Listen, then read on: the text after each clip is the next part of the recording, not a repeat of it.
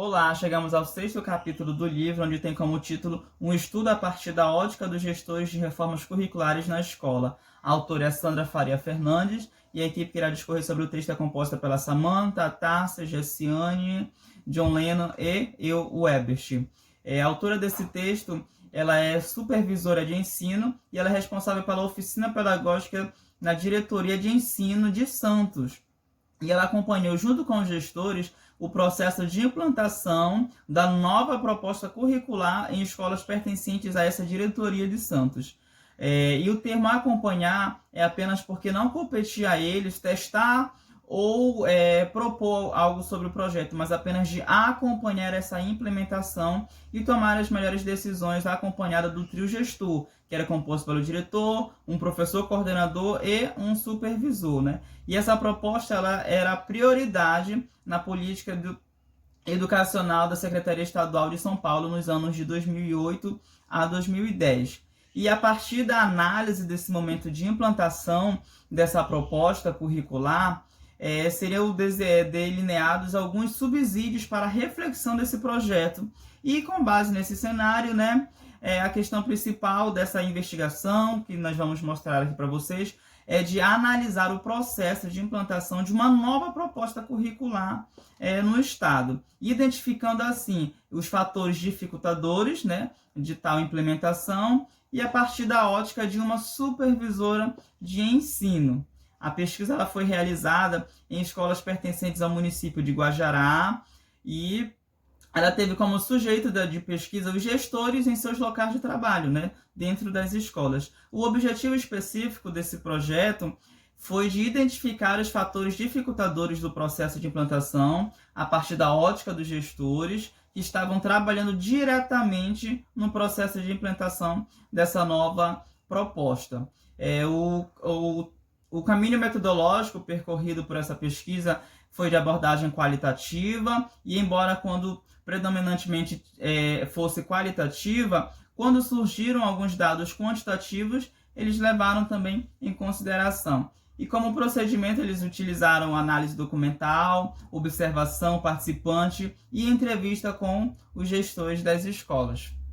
Iniciando a pesquisa com a observação do trabalho que foi realizado pelos professores, coordenadores, junto aos professores, nos horários de trabalhos pedagógicos coletivos, e durante essa implementação dessa proposta curricular.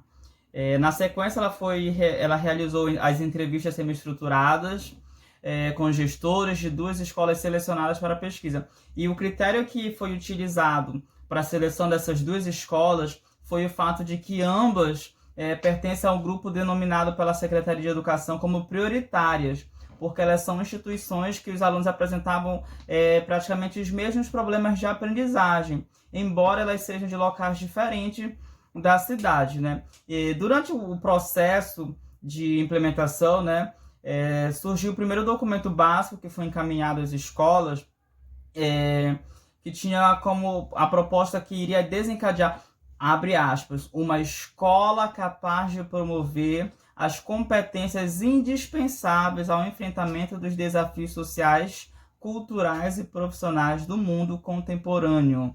Fecha aspas. Esse documento, ele situava a escola na sociedade do conhecimento e ele apontava os principais problemas enfrentados pelos jovens da atualidade e traz algumas propostas, né, de orientações para essas práticas educativas. A escola proposta e desejada pela Secretaria de Educação por meio desse projeto, abre aspas novamente, seria como um espaço de cultura e de articulação de competências e conteúdos disciplinares, fecha aspas. É bacana observar que esse pensamento vem ao contrário das discussões realizadas entre os estudiosos dessa área, né? O segundo documento que foi encaminhado, que é integrante dessa proposta curricular, tinha como título Gestão do Currículo na Escola, que era uma publicação composta por 2 volumes, que era o Caderno do Gestor 1 e o Caderno do Gestor 2, que foi especialmente produzido para professores, coordenadores, com orientações impressas relacionando as suas competências e responsabilidades, né?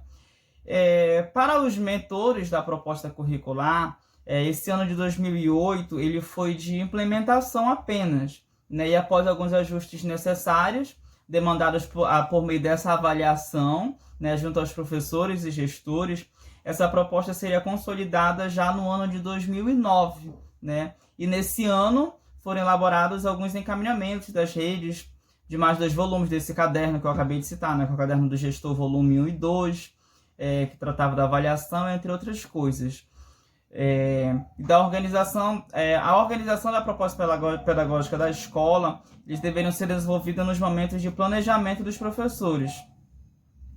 E é isso, gente. Essa primeira parte, os colegas vão dar continuidade a esse artigo muito interessante e a partir de agora vocês verão a continuação. Bom, dando continuidade ao capítulo 6 do livro, a autora ela vem falar das reformas curriculares do estado de São Paulo, que a partir da década de 90, né, a educação passou por grandes mudanças no que abrange a questão do sistema de ensino.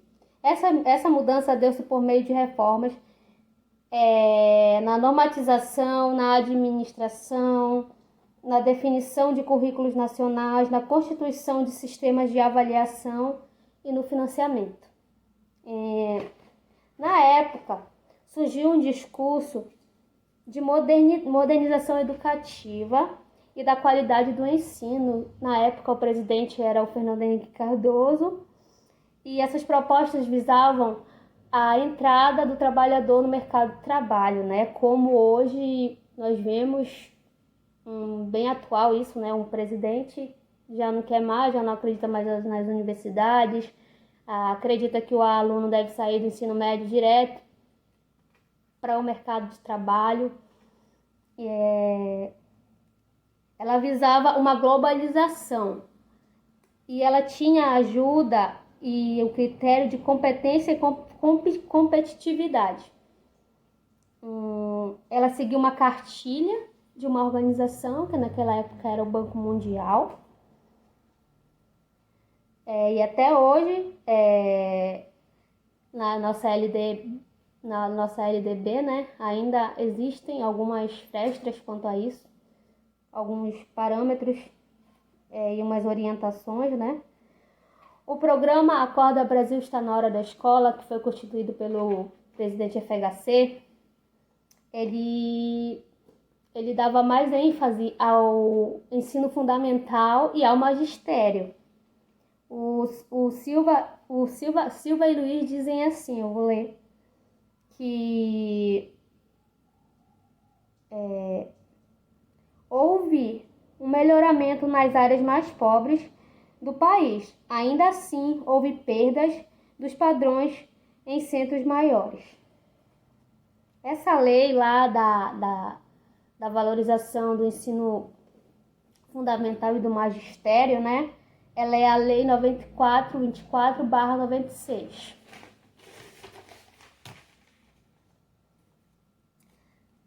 Assim, entendendo a LDBN, né, que é a nossa LDB, 9394/96. Com isso, ocasionando a elaboração dos PCNs e dos DCNs. Ocorreram de acordo com a política daquela época, como sempre, né? Cada presidente vai colocando aquilo que acha que é mais cabível naquele momento. Foi um nível federal que foi escolhido, né? Assim como a avaliação, para avaliação foram criados padronizações, como a prova do SAEB, que até hoje existe, né?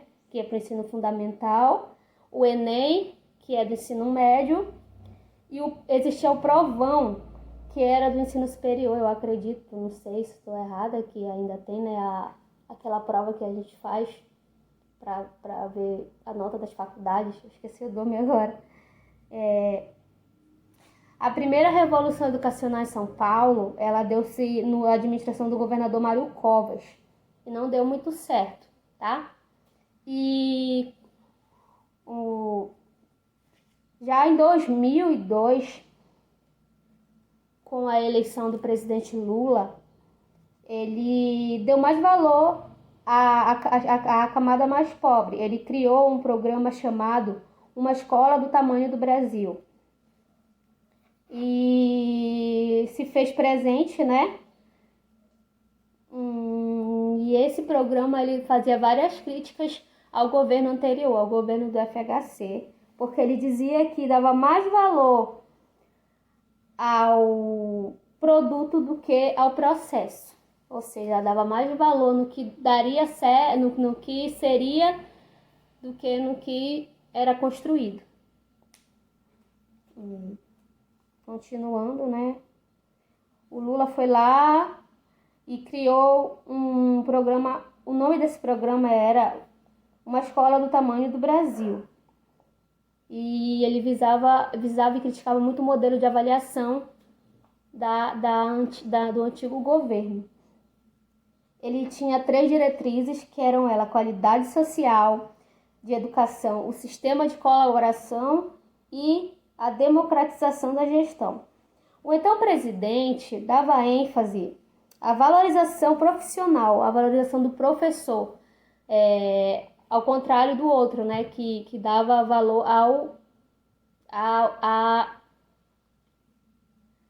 ao mercado de trabalho, não ao professor. E assim foi que foi criado o Fundef, né? Ele continuou com o Fundef e com as formações continuadas dos professores para que eles pudessem ser melhores, pudessem dar aula, né, com mais qualidade. E o Fundef foi criado em 2007. Eu vou ler uma citação aqui do texto, que diz assim, de Dourado, de 2001. As reformas empreendidas a partir de 1990 pelo Estado, assentadas em bases que apregou a modernização, a racionalização e a privatização com vistas a atender às diretrizes impostas pelo mercado, configura-se a minimização do papel do Estado no que tange às políticas públicas. As políticas educacionais sobre esse prisma são redirecionadas em sintonia com novos padrões e regulação e gestão, e a educação vai perdendo a sua identidade e seu direito social. É isso, gente. Essa é a parte, e agora o minha colega vai continuar. Dando continuidade, né, no nosso texto, agora a gente vai para o tópico Reflexões Iniciais sobre a nova proposta curricular. Logo no início, né, lá no primeiro parágrafo, a autora fala de uma desigualdade ligada ao uso dessas tecnologias, né, para o acesso ao conhecimento. Eu me recordei logo, né, do nosso ensino remoto, né, que no início dessa proposta nós ficamos receiosos, né, porque alguns não tinham acesso à internet, né, ou por outras dificuldades ligadas a nós termos essas aulas, né.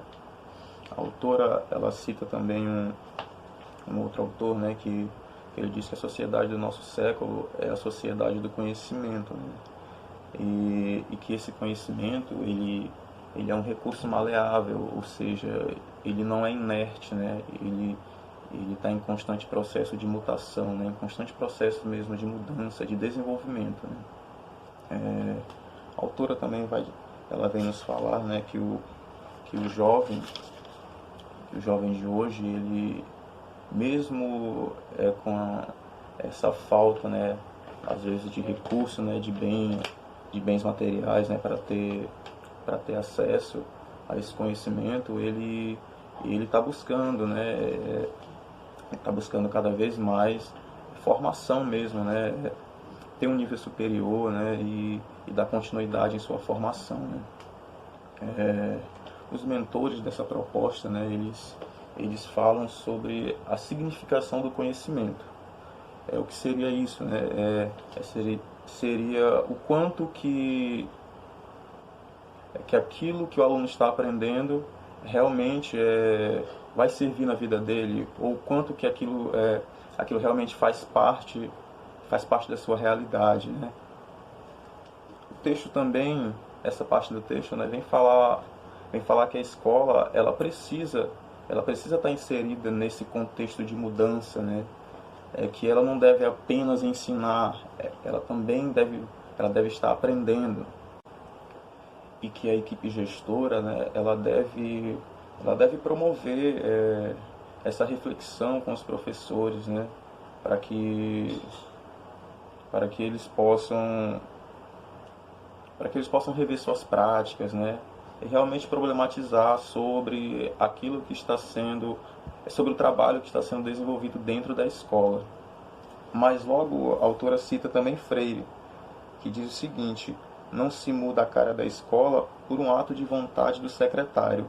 É preciso muito mais com o envolvimento dos professores, dos alunos e dos funcionários, dos pais e dos membros da comunidade nas decisões políticos-pedagógicas. Ou seja, o professor ele deve se sentir parte dessa mudança. Ela não deve ser simplesmente jogada para eles, não, agora nós vamos fazer dessa maneira. Ele tem que se envolver, ele tem que se sentir parte daquele novo projeto, né? E no finalzinho do tópico, a autora diz, né, que essa proposta curricular, né,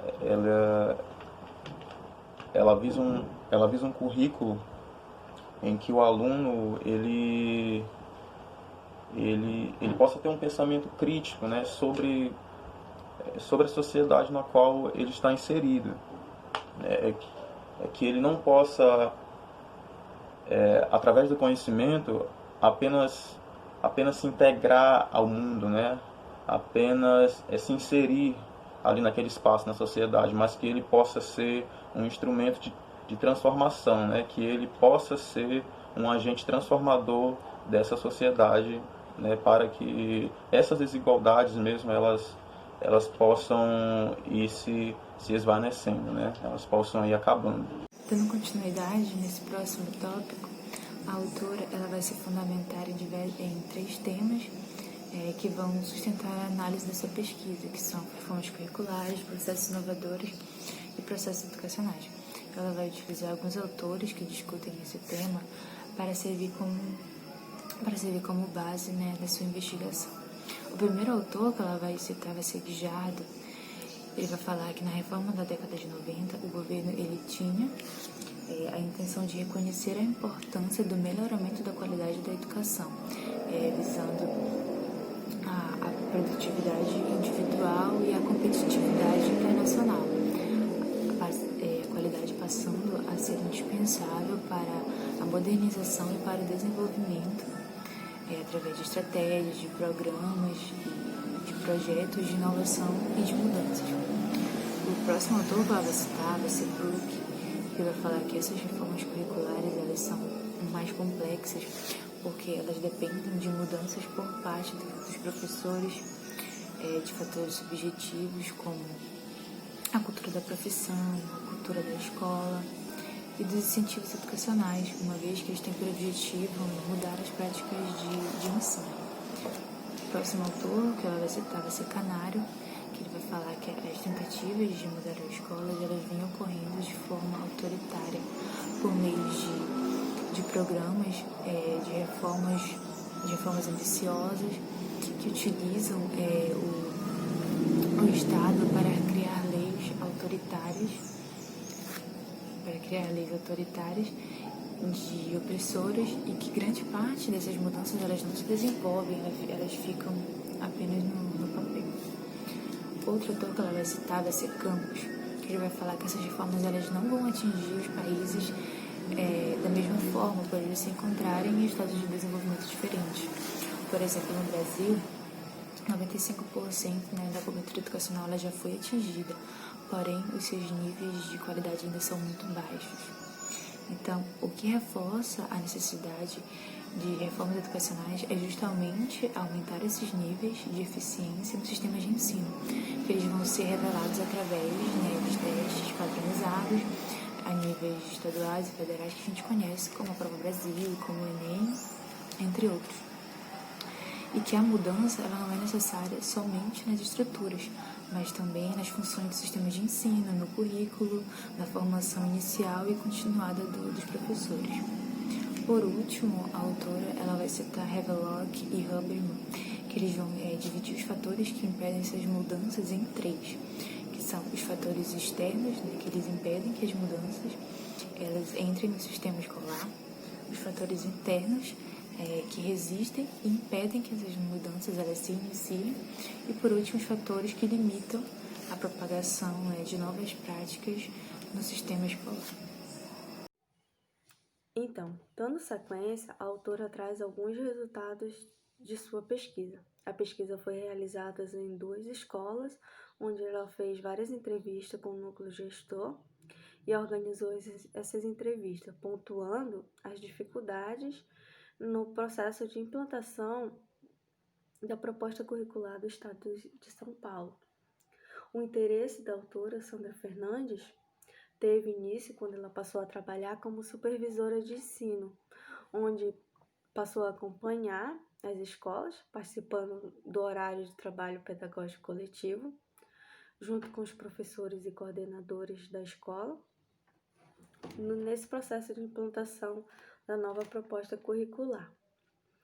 E ela diz que quando uma nova proposta é dada, diferentes reações tomam conta do espaço, aos que aceitam, os que se amedrontam, os que se rebelam.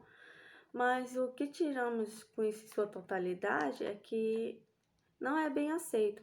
Alguns atribuem a proposta em um caráter autoritário. Até em uma fala que eu vou destacar, onde uma gestora aponta, ela diz o seguinte: está difícil, pois cada vez que estamos acompanhando um projeto com os professores empenhados, vem a secretaria e inventa algo novo e dizem que é totalmente inovador, que vão fazer história, isso sem consulta prévia aos que vão trabalhar no processo. Bom seria se eles nos dessem condições para que pudéssemos apoiar os projetos que nascem na escola, adequadas à nossa realidade, feitos no perfil de nossos alunos e que tenham partido dos professores que são quem vai executá-las. Fora isso, não estou certa de que dará bons resultados. Como diz Brooke, as reformas que são feitas por órgãos externos fora do ambiente escolar e que são simplesmente passadas para a escola, costumam normalmente ser desastrosas, porque eles não conhecem a realidade de cada escola, de cada espaço. E com base nas entrevistas, o que a autora percebe é que não é bem que eles não aceitam uma nova proposta. Eles até dizem que uma nova proposta precisa ser feita, curricular, mas que não fique somente com as instâncias condutoras das políticas educacionais dos estados e municípios. Eles querem participar, que essa elaboração seja feita de forma democrática, porque normalmente quem elabora essas novas reformas não conhece a realidade de cada escola, cada professor, cada aluno, e que dificilmente um currículo proposto, mas sem condições adequadas para ser implantada, vai ser um currículo falho. Então, essa foi a nossa apresentação e é isso.